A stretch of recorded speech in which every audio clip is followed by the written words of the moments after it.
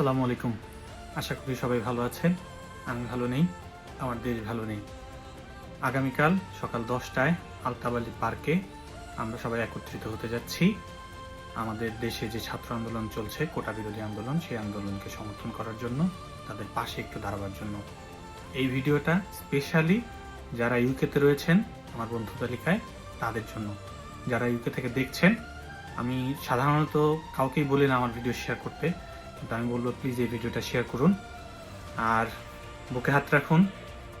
একটু ভাবুন, যদি একটু অনুভব করেন আপনি আপনার দেশকে ভালোবাসেন, কালকে সকাল 10টায় চলে আসুন আলতাবালি পার্কে।